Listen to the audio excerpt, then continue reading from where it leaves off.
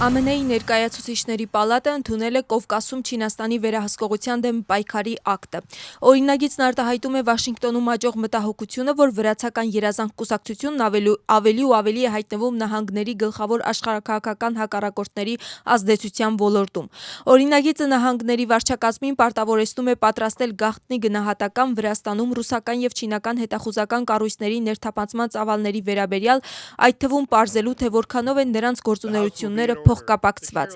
Ներկայացուցիչների պալատը պետվարչությանը հետախուզության և պաշտպանության ոլորտի բարձրաստիճան պաշտոնյաների հետ միասին հանձնարարում է ակտի ընդունումից ոչ ուշ, քան 180 օրվա ընթացքում ներկայացնել գաղտնի զեկույց։ Բացի այդ, օրինագիծը պետվարչությանը պարտավորեցնում է մշակել նահանգների Վրաստանի հետ հարաբերությունների 5-ամյա ռազմավարությունը և որոշել, թե արդյոք Ամերիկան պետք է շարունակի ներդրումներ կատարել Վրաստանի կառավարության հետ գործընկերության շրջանակներում։ Օրինագծի ընդունումից առաջ ներկայացուցիչների պալատում ելույթ է ունեցել հանրապետական կոնգրեսական Ջո Ուիլսոնը։ Վրաստանի և Եվրոպական հանձնաժողովի միջև Եվրամիության վիզային կարգավորման շրջանակներում նախատեսված հանդիպումը քննարկումների թեմա է Թբիլիսիում։ Ընդդիմադիր ուժերը հույս են հայտնում, որ Վրաստանի համար առանց վիզայի տեղաշարժը վտանգի տակ չի հայտնվի, սակայն նրանց գնահատմամբ, եթե նման որոշում ընդունվի, դա կլինի վրացական երազանքի սխալ քաղաքականության հետևանքը։ Իսկ իշխող թիմում հայտարարում են, որ հունիսի 11-ին նախատեսված հանդիպումը տեխնիկական բնույթ ունի և կողմերը քննարկելու են դիվանագիտական ու ծառայողական անձնագրերին վերաբերող կարգավորումները։ ԵԱՀԿ-ն հրապարակել է Հայաստանում անցկացված խորհրդարանական ընտրությունների վերաբերյալ նախնական զեկույցը։ Զեկույցի համաձայն 2026 թվականի հունիսի 7-ի խորհրդարանական ընտրությունները ընտրողներին իրական ընտրության հնարավորություն են տվել թեկնածուների միջև և ընդհանուր առմամբ ընտրությունները գնահատվել են որպես լավ կազմակերպված գործընթաց։ Սակայն զեկույցում նաև խոսվում է խիստ բևեռացված քաղաքական միջավայրի մասին։ Ավելին, նշվում է, որ քաղաքական բաժանումը կիրառվել է որպես ուղղակի ճնշման և արտաքին միջամտության հիմք։ Խոսքը վերաբերում է նաև նախընտրական քարոզարշավի ժամանակ Նիկոլ Փաշինյանի արած հայտարարություններին։ Զեկույցում ասվում է, որ Հայաստանի վարչապետը ընդդիմադիր թեկնածուներին սպառնացել է իրենց ընկերությունների ազգայնացմամբ։ Նաև քարոզարշավի ժամանակ թեկնածուների միջև հաճախակի են եղել անձնական բնույթի հարձակումները։ Դոնալդ Թրամփը հայտարարել է, որ վերջին 24 ժամվա ընթացքում զգուշացրել է Իսրայելի վարչապետ Բենյամին Նեթանյահուին, որ Իրանի հետ հակամարտության հետագա սրման դեպքում Իսրայելը կարող է միայնակ մնալ։ Իսրայելի 12-րդ ալիքին տված հարցազրույցում Թրամփը նշել է, որ Նեթանյահուին խնդրել է չպատասխանել Իրանի բալիստիկ հրթիռային հարձակումներին։ Նրա խոսքով հեռախոսազրույցն ավարտվել է առանց կոնկրետ համաձայնության, սակայն Սպիտակ տան մի շարք բարձրաստիճան պաշտոնյաների մոտ տպավորություն է ստեղծվել, որ նախագահին հաջողվել է Իսրայելի պատասխան գործողությունները մի քանի օրով հետաձգել։ Իսկ այսօր լրատվամիջոցների հետ զրույցում նա նշել է, որ Ամերիկայի և Իրանի միջև բանակցությունները շարունակվում են, սակայն շրջափակումը կշարունակվի։ Եվրահանձնակատարը ընդլայնման հարցերով զգուշացրել է Ուկրաինայի խորհրդարանին, որ առանց դատական բարեփոխումների երկիրը կկորցնի հարյուրավոր միլիոնավոր եվրոներ։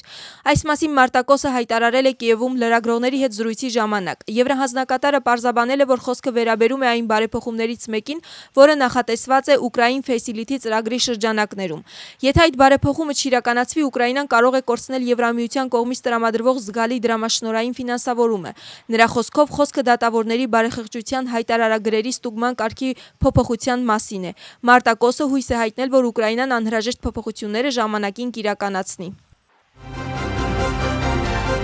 Վրաստանի ներքին գործերի նախարար Սուլխան Թամազաշվիլին ճանաչողական բնույթի հանդիպում է ունեցել Վրաստանում Իսրայելի պետության արտակարգ և լիազոր դեսպան Վալիդ Աբու Հայանի հետ։ Հանդիպման ժամանակ կողմերը զրուցել են Վրաստանի և Իսրայելի միջև առկա երկկողմ համագործակցության և գործող կապերի ընդլայնման կարևորության մասին։ Ներքին գործերի նախարարը ընդգծել է, որ Վրաստանի և Իսրայելի իրավապահ մարմինների միջև գոյություն ունեն սերտ և արդյունավետ երկկողմ հարաբերություններ։ Միաժամանակ նա անդրադարձել է երկու երկրների միջև իրավապահ ոլորտում համագործակցության հետագա խորացման հեռանկարներին։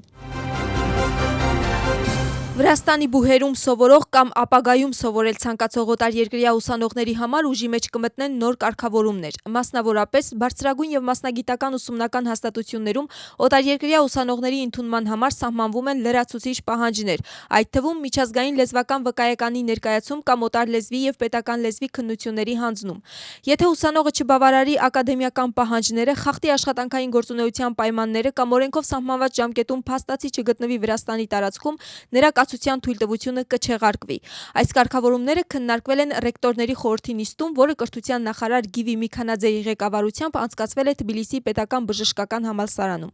Նիստին մասնակցել են Վրաստանի պետական եւ մասնավոր համալսարանների ռեկտորներն ու ներկայացուցիչները։ Օրենսդրական փոփոխությունների փաթեթը խորհրդի անդամներին ներկայացրել է ներքին գործերի նախարարի տեղակալ Ալեքսանդրե Դարախվելիձեն։ Մասնակիցները քննարկել են նաեւ բարձրագույն կրթության համակարգի բարեփոխումների շրջանակներում ընթացող գործընթացները։